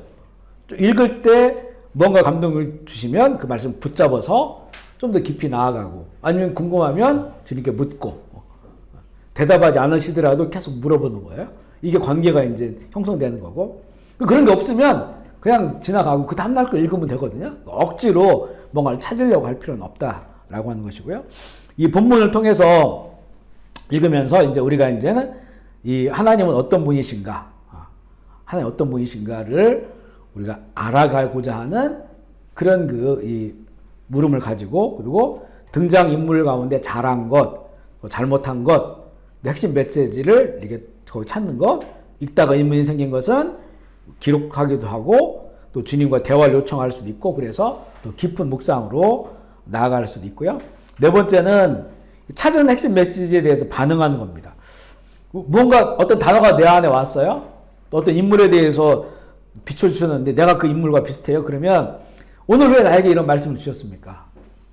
오늘 나에게 왜 이런 그 감동을 주셨습니까? 라고 물어보는 거예요. 자기가 해석하지 말고 이렇게 묻는 게 중요하다겠죠?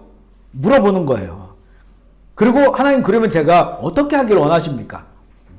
라고 묻는 거죠. 거기서 이제 우리가 찾아가는 거예요. 그리고 나서 좀 기다리고 묵상하고 이런 좀 기다리는 시간들이 필요해요. 하나님께 뭔가를 물었을 때 즉각 말씀해 주기도 하고 어떤 때는 물어보려고 할 때 답을 주신 경우도 있어요. 물어보려고 할 때. 어떤 때는 이렇게 다 물어보고도 가만히 계셔요. 그리고 좀 기다리는 거예요. 그래 아무런 이게 없으면 그냥 일단 넘어가요. 넘어가지만 그걸 기록해 놓고 이것이 나에게 굉장히 중요하다라고 하면 또 물어보는 거죠. 또 물어보고 그 다음 큐티 시간에 또 물어보고 해서 우리가 하나님께 계속 물어보잖아요. 그러면 언젠가는 하나님께서 우리에게 주시는 답을 찾아갈 수가 있어요. 그 어떤 마음의 음성이라든지 생각이라든지 아니면 내가 물어보는 것에 대해서 하나님께서 그 길을 만들어 주셔요. 길을 만들어 주세요. 내가 물어보는 것이 그게 하나님이 기뻐하시는 거라면 돌 계단처럼 길을 만들어 주셔서 그 길을 가게 하셔요. 그러니까 물어보는 게 중요하다. 특별히 말씀을 읽을 때 궁금한 거, 잘 모르는 거 이런 것들을 물어보고 또 마음에 탁 튀어나온 게 있으면 그렇지만 내가 어떻게 해야 될지 모를 때 그거에 대해서 물어보는 게 중요해요. 그럼 하나님 반드시 그걸 가지고 움직이셔요. 우리가 보통 그게 단절되어 있거든요. 그런 관계가 단절되어 있어요. 말씀의 관계가 단절되어 있으니까 그냥 내가 성경에 있는 것만 가지고 이렇게 살아야겠다. 근데 그게 우리의 삶을 다 얘기해 주지 않습니다. 그리고 이게 최근에 기록된 성경이 지금부터 2000년 전에 기록된 거예요. 최근 기록된 성경이. 그러니까 달라진 문화와 관습과 이런 것을 가지고 살아가고 있기 때문에 이 성경으로 우리의 모든 것을 다 이 성경만 가지고 문자인 성경만 가지고 우리가 해결할 수가 없어요. 근데 그 성경의 말씀을 통해서 내가 읽고 묵상할 때 그것이 이제 내 삶에 직접적으로 실행하고 적용할 수 있도록 그 감동이 우리 가운데 온다는 거죠. 그걸 위해서 물어보는 거예요. 하나님께 물어보고 찾고. 그러면 그것을 하나님께 반드시 말씀해 주신다. 왜 하나님께서 그걸 기뻐하시는 것이기 때문에. 우리 그 구약시대 이거 봐도요. 하나님께서 그 백성들에게 책망하셨던 게 뭐냐면 너희들은 왜 나한테 안 물어보냐 이거예요. 왜 나를 의지하지 않고 왜 나한테 안 물어보고 아수르에게 신에게 물어보고 바알 신에게 물어보고 그 말도 못하고 귀도 듣지도 못하는 우상에게 물어보는 거에 대해서 하나님 책망하신다고. 왜 나한테 안 물어보냐? 내가 다 말해줄 수 있고 정답을 인도해 줄 수 있는데 그게 하나님 책망하신 거거든요. 하나님의 백성들 우리도 계속해서 하나님께 물어봐라. 저도 이렇게 이런 쪽에 이제는 열리기 시작하면서 많이 물어보죠. 많이 물어봅니다. 걸으면서도 물어보고 어떤 때는 밥 먹으면서도 물어보고 많이 물어봐요. 물어보는 게 이제는 어떻게 됐냐면 전에는 막 어려운 거 막 이런 거 있잖아요. 이런 거 물어보다 이제는 너무 자주 물어보니까 이제는 그냥 편해졌어요. 그냥 친구와 대화하는 것처럼 똑똑한 친구와 대화하는 것처럼 그렇게 이제는 물어보더라고요. 물어보게 되면 어떨 때는 말씀을 주시고 감동을 주시고 어떨 때는 그 길로 인도해 주시고 어떨 때는 침묵하시고 침묵도 하나님의 응답이에요. 그죠? 응답. 그런 거 있잖아요. 너무 이렇게 우리 어린 애들이 보면 막 계속 물어보잖아요. 기차 타고 어디 가는 저건 뭐야 저건 뭐야 저건 뭐야 옆에 듣는 사람이 막 쓰러질 정도로 그렇게 물어보잖아요. 네. 다 대답 못 해주잖아요. 그죠? 그렇다고 얘가 물어보는 거에 대해서 부모가 너 이제 물어보지 마! 입 닫아 막 봉해버리진 않죠. 그죠? 그렇게 물어보면서 아이가 생각이 더 깊어지고 넓어지고 그러면서 이제는 대화하는 수준까지 올라가게 돼요. 처음에는 막 물어봐. 엄마 아빠는 다 아는 것처럼 다 물어봐. 근데 나중에는 좀 커져서 이제는 대화를 하게 돼요. 그죠? 대화를 하는 것처럼 그렇게 이제 관계가 형성되어지니까 우리는 일단은 무조건 물어봐야 된다. 물어보고 그리고 이제는 물어봤을 때는 또 들을 수 있는 귀를 열어놓고 침묵하시면 하나님이 어떤 깊은 뜻이 있을 거다 라고 하는 마음을 갖는 거예요. 그렇지만 계속 물어봐야 돼. 그럼 분명히 특별히 이렇게 말씀 앞에 있을 때는 계속 물어봐야 돼요. 그럼 정말 그 하나님의 말씀이 마음속에 떠오르고 생각 속으로 들어오고 우리를 인도하는 것을 경험하게 됩니다. 아멘이시죠? 그러면 이제 찾은 핵심 메시지에 반응하는 거예요. 하나님 오늘 이 말씀 왜 주셨습니까? 그러면 하나님 제가 어떻게 하기를 원합니까? 우리 매일 성경에 보면 항상 두 가지의 질문이 있어요. 그 조그만 글씨 써 있거든요. 멜성에 보면 하나님은 어떤 분이십니까? 오늘 읽은 말씀을 통해서 하나님 어떤 분이시냐라고 하는 걸 묻고, 두 번째는 그럼 우리에게 주시는 교훈은 무엇인가? 이렇게 묻게 되겠어요. 이 두 가지만 물어볼 필요는 없어요. 여러 가지를 우리가 하나님께 물어볼 수가 있거든요. 자기가 그 말씀을 통해서 하나님 누구신지를 또 찾을 수도 있고, 또 하나님 알게 해달라고 우리가 기도하고 요청할 수도 있는 것이고요. 우리가 큐티를 하면서 하나님이 주시는 말씀을 특별 네 가지 포인트가 있는데, 첫 번째는 와닿는 말씀. 와닿는 게 있다 보면, 오늘 그 읽을 때는 그게 좀 와닿았어요. 와닿으면 제가 표시를 막 하는데, 오늘 그 읽은 그 여호수아 13장에 뭐 제일 마지막에 요단 동편에 그 두 지파 반에게 분배해 주시고, 마지막 보면 레위 지파에게는 기업이 없다, 주시지 않았다, 하나님이 그들 기업이다. 이 부분에 우리가 여러 번 읽은 거죠. 이 말씀이 참 마음에 와닿았어요. 그래서 나에게는 기업이 없구나. 이렇게 이제는 레위 지파는 지금으로 말하면 풀타임 사역을 하는 그런 사람들이니까 나에게는 기업이 없구나. 그렇지만 그 기업을 다른 지파가 공급해 주는 건데, 근데 이 지파들이 타락하면 레위인들이 못 먹고 살아요. 11조 안 드리고 이렇게 하면 못 먹고 산단 말이에요. 타락해서 하나님께 드리질 않으면. 그러니까 이게 그래도 기업이 없어. 땅이 없는 거예요, 레위 지파는. 그러니까 결국에는 그 하나님의 백성들을, 정말 하나님의 백성들을 잘 양육해야 되는 책임이 거기 있고, 그리고 기업이 없는다고 하는 것이 저 개인에게는 내가 그러면 우리 끝까지 이 세상에 기업이 없이 살아갈 수 있는 그런 결단. 그러면 어떻게 살겠어요, 이게? 지금은 우리가 이렇게 일을 하니까 현장에서 이렇게 교회를 통해 공급받지만 이게 이제 끊어져 버릴 때도 있잖아요. 그러면 우리가 어떻게 살까? 그런데 하나님이 나의 기업이다. 하나님을 의지하고 살아가는 거예요. 그러니까 이게 보면요, 교회가 어디에 문제가 발생하냐면 목사님 은퇴할 때 문제 발생하는 경우가 많습니다. 왜냐면 은퇴하기 전까지는 교회에서 공급해 주시니까 이렇게 살지만 은퇴해버리면 끝나요. 근데 뭐 그렇다고 뭐 목사님들이 보면 뭐 중소 이런 교회 목사님들이 무슨 재산이 있는 것도 아니고 진짜 무슨 뭐 세상처럼 막 이런 것도 없어요. 그러니까 결국에는 끝나기 전에 이제 교회와 다툼이 많아요. 목사님은 더 얻기, 교회에서 더 노후를 더 해주시기를 원하고, 또 교회는 새로운 목사님 오시면 또 그분을 공급해드려야 되니까 또 교회에 어떤 일들이 있고 하니까 이걸 최대한 줄이려고 그러고, 이건 더 많이 하려고. 그래서 되게 존경받는 목사님들도 그 마지막에 이것 때문에 불화들이 많아요. 이게 지금 교회 현실이거든요. 그러니까 우리는 이런 그 묵상을 하면서 그런 것들이 딱 마음에 왔을 때 결단하는 거예요, 스스로. 기업이 없는 자로 우리가 부르심을 받았으니까 그렇게 살아갈 수 있도록 하나님께서 은혜 주시고 힘 주시고 하게 해달라고 하는 그런 마음의 결단을 하는 거예요. 이런 그런 말씀이 우리의 삶의 운명을 결정하는 거예요, 그죠? 삶의 운명을 결정하고 다시 한번 결단해보고 하는 그런 길을 갈 수가 있는 것이죠. 이렇게 이제 우리에게 이제 와닿는 말씀, 이 와닿는 말씀이 이제는 씨 뿌린 자를 비유로 따지면 이렇게 씨가 뿌려지는 거예요, 이 안에. 그리고 이제 주님이 주신 말씀 식별, 두 번째는 말씀이 깨달아지는 거예요.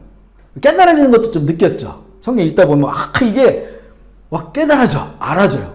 저는 전에 한번 나누겠죠. 마태복음 25장 열처녀의 비유, 2009년도라고 했는데 그때 그 모양실에서 그 성경을 읽다가 갑자기 막 너무 깨달아지는 거야, 이게. 그렇게 이게 이 말씀이었구나. 어찌 보면 너무 심플한 말씀인데도 그렇게 모르고 살았었어요. 근데 이게 막 그냥 그 어떤 우리가 이렇게 USB를 꽂아가지고 클릭을 하면 여기 있는 게 자료가 확 다운되잖아요. 다운로드, 순식간에 다운로드 돼요. 그것처럼 어마어마한 그 지식이 확 안에 들어놓다 느낌을 들었거든요. 근데 우리가 그런 거 아니더라도, 이건 특별한 이런 케이스 아니더라도 성경 읽다 보면 막, 알아지는 게 있어. 이런 거였네? 라고. 그게 이제 하나님이 나에게 주신 말씀이에요. 와닿는 그런 말씀이 깨달아질 때, 그리고 자꾸 이제 더 알고 싶은 의문과 호기심이 막 생겨요. 전 이번에 이걸 성경을 읽으면서 길갈이 자꾸 나와, 길갈. 그 정복에서 땅을 점령하고 길갈로 또 가고, 길갈의 그 그 진영이 거기 있어요. 또 다른 데하고 또 길갈로 가고. 다른 데 이게 잘 안 보였거든요. 요단강 건너서 첫 번째 그 지역이 길갈이다. 이렇게 하면 알았었는데 그 길갈을 보니까 길갈이 우리가 그 이집트에서의 애굽에서의 수치를 끝났다라는 의미도 있고 그 길갈이. 그리고 그 나중에는 제비 뽑아가지고 그 땅을 나눠주기 전까지는 그 성들을 다 치고 다 진멸했으니까 사람이 살 수 없죠. 벼 있잖아요. 벼 있어 들어 살면 되는데 그거 안 들어 살고 다시 길갈로 와요.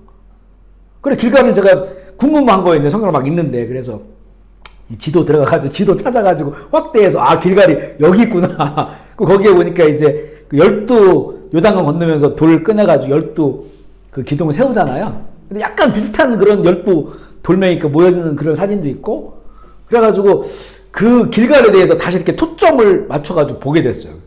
그런 것처럼 우리가 성경을 읽다 보면 더 알고 싶어 이거에 대해서 이 지명도 알고 싶고 이 이름의 뜻이 뭐지? 이런 거 알고 싶어요. 그러면 찾아보는 거예요. 이제 묵상 마친 다음에.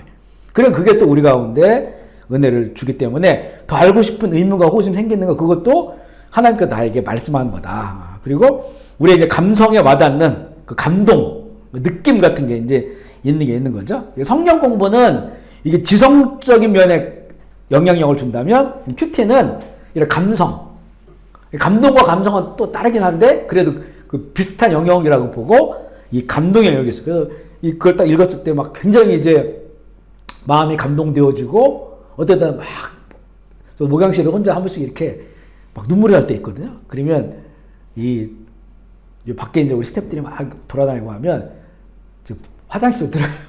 화장실에 앉아가지고 막 훔치다가 이렇게 그리고 이제 나올 때도 있고 전에는 막 너무 감동이 돼가지고요.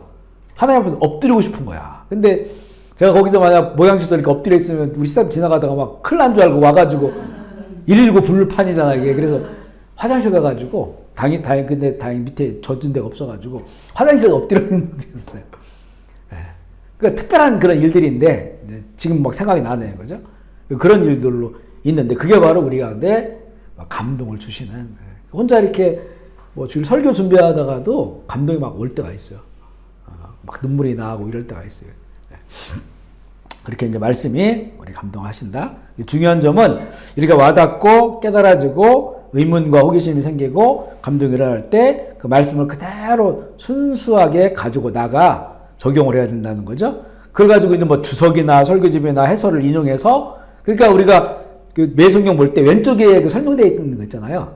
요거는 항상 나중에 봐야 돼요. 다 마친 다음에. 이걸 먼저 보면 내가 전제가 생기기 때문에 안 돼요. 그래서 이제 어떤 그 매성경 그 다른 그 회사 거는 그냥 성경 구절만 나와 있는 게 있어요. 근데 또 성경 구절만 나와 있는 것도 초보자들에게는 힘들어요, 그게요. 초보자들에게는 이렇게 설명이 되어 있는. 그리고 내가 나중에 하고 적용했을 때 너무 벗어나지 않은 이걸로 비교해 볼 수 있기 때문에 저도 나중에 이거 읽거든요. 이거 읽어가지고 이렇게 확인을 해보거든요. 그러니까 먼저 왼쪽 거 보지 말고 본문을 먼저 읽고 큐티한 다음에 나중에 참고하는 걸로. 요거는 이제 개의 정통 신학 안에서 여러 가지 견해를 거기에 넣어놓은 것 때문에 그걸로 확인하는 작업도 중요한데 먼저 그렇게 해서는 안 된다라고 하는 것이고요. 그 다음에 5번째 적용이에요. 적용은 큐티의 꽃입니다. 적용 때문에 우리가 이 말씀을 읽고 묵상하는 거잖아요. 핵심 메시지로 날 돌아보는 것을 실천에 옮기는 게 중요하고 항상 이 메시지는 나에게 적용해야 됩니다. 아멘이시죠? 이거 다른 사람에게 적용하면 안 돼요. 항상 나에게 적용해야 돼. 나에게 적용해야 된다. 적용의 핵심 3가지. 첫 번째는 나에게 개인적으로 그리고 구체적으로 적용해야 되고 그 다음에 내가 뭔가를 해야 된다면 실천 가능한 것을 먼저 써놓는 거예요. 만약 오늘 내가 큐티를 했는데 용서해야 된다는 그런 말이다. 그런데 어떤 사람은 내가 도저히 용서가 안 돼. 그래 그 사람을 막 용서하려고 하기보다는 먼저 내가 용서할 수 있는 그 관계 속에 있는 사람들 그런 부분들을 먼저 내가 용서를 하고 내가 용서할 수 없는 분은 하나님께 구하는 거예요. 오늘 말씀에 용서로 된 내가 하나님 도저히 못하겠습니다. 그러니까 성령님 나를 도와주십시오. 용서할 수 있도록 그런 담대함과 용기를 주십시오. 여기에서 마무리하고 하지만 내가 어떤 것은 내가 용서하거나 내 용서를 구할 수 있는 부분이 있으면 그걸 적용하는 거예요. 그렇게 이제 우리가 이제 실천 가능한 것부터 이렇게 적용을 하면 되고요. 여섯 번째는 마무리 기도죠. 깨닫고 느낀 것과 중요한 걸 가지고 이제는 기도. 우리가 주일날 설교 말씀 나누고 나서 꼭 결단의 기도하잖아요. 결단의 기도한 것처럼 함께 우리 결단하는 것처럼 자, 개인이 그렇게 기도해요. 그러면 기도한 후에 또 기도할 때 느꼈던 것이나 새롭게 발견된 것들도 글로 이렇게 옮겨 놓으면 좋고요. 일곱 번째는 이제 나눔인데 이거는 이제는 나눔을 할 수도 있고 안 할 수도 있어요. 근데 우리는 지금 나눔의 공동체가 있어요. 그죠? 나눔방이 있어가지고 공동체가 있는데 이 나눔의 유익은 뭐냐면 이거 큐티를 지속할 수 있도록 자극을 해요.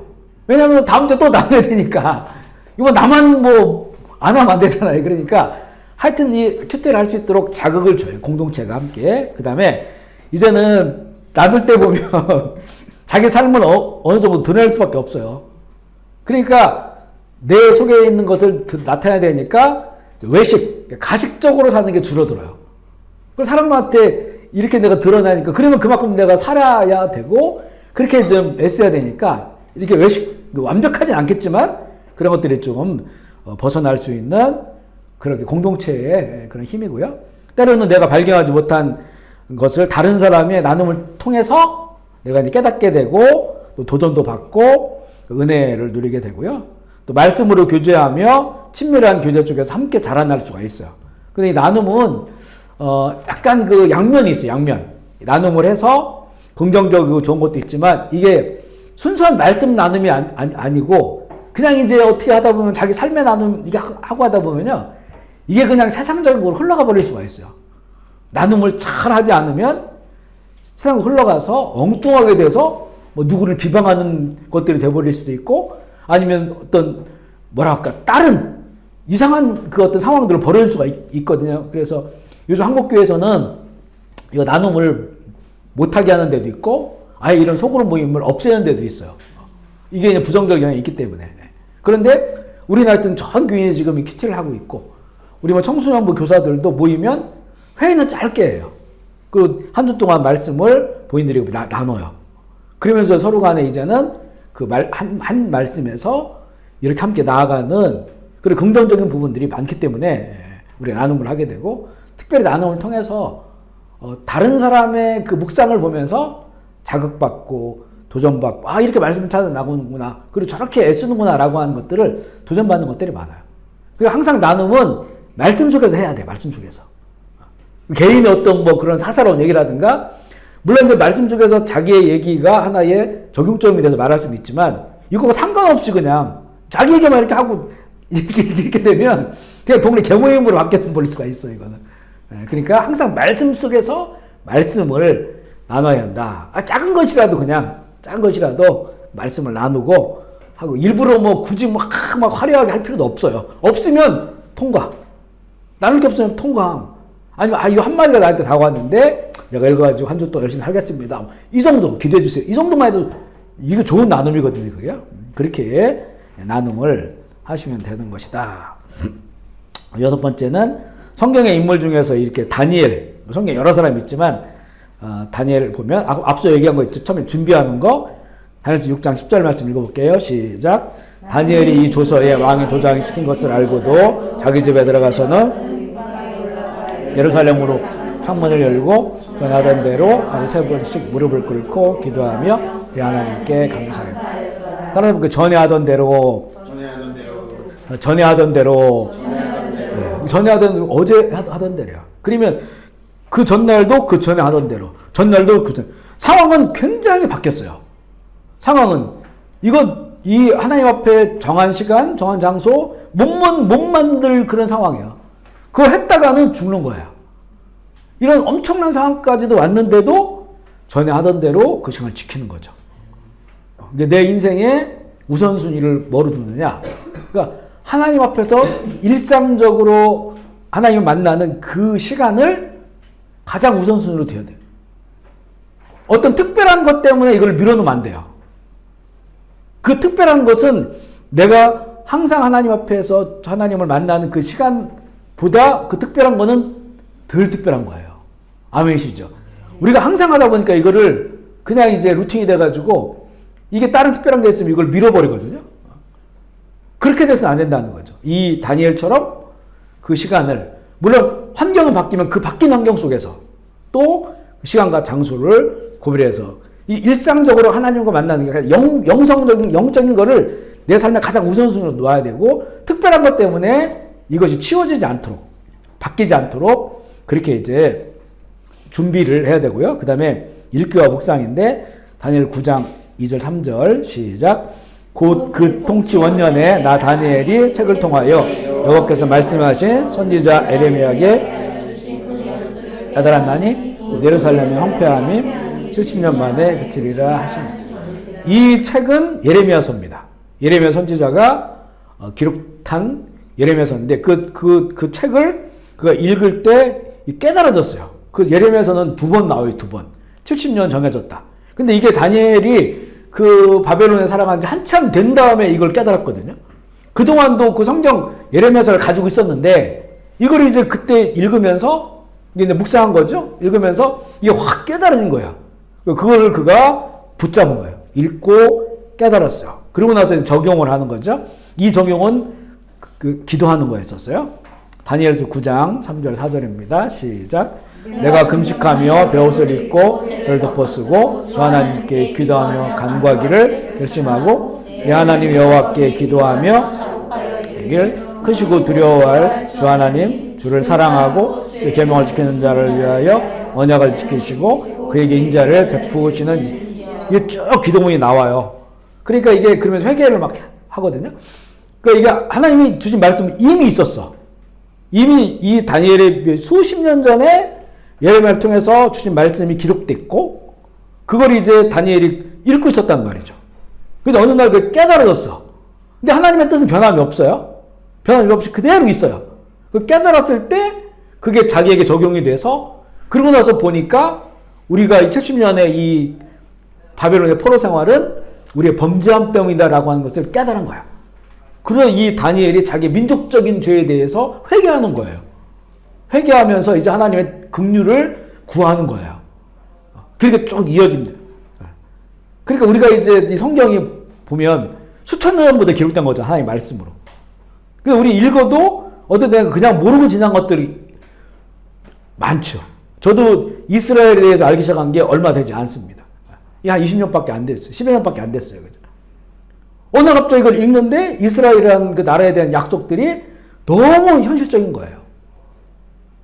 이스라엘은 이제 구약의 약속 이스라엘은 신약의 기회로 대체됐다. 이렇게 생각하고 있었는데 아니다. 그대로 이스라엘 약속 그대로 살아있다.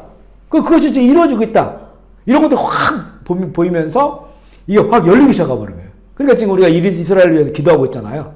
우리 금요 기도문에 보면 이스라엘을 위한 기도문이 있어요. 우리 아무 상관없는 것 같지만 성경에 말씀이 깨달아지고 그 민족을 향한 하나님의 뜻이 있고 이 이스라엘이 예수님의 재림과 맞물린 그런 시간대에 있기 때문에 그들을 위해 축복하며 기도하는 거예요. 그렇게 마찬가지죠. 수천 년 된 그런 문자를 기록된 거지만 어느 날 이거 읽을 때 나에게 깨달아져요. 그걸 가지고 우리가 기도할 수도 있고 어떤 건 기도하면서 이제는 우리가 이스라엘을 위해서 후원도 꽤 오래 했었거든요. 후원. 기도하고 또 그 나라를 위해서 우리가 재정도 보내고 이렇게 되는 거죠. 전에는 이제 북한 선교를 위해서도 우리 그거 한참 했어요.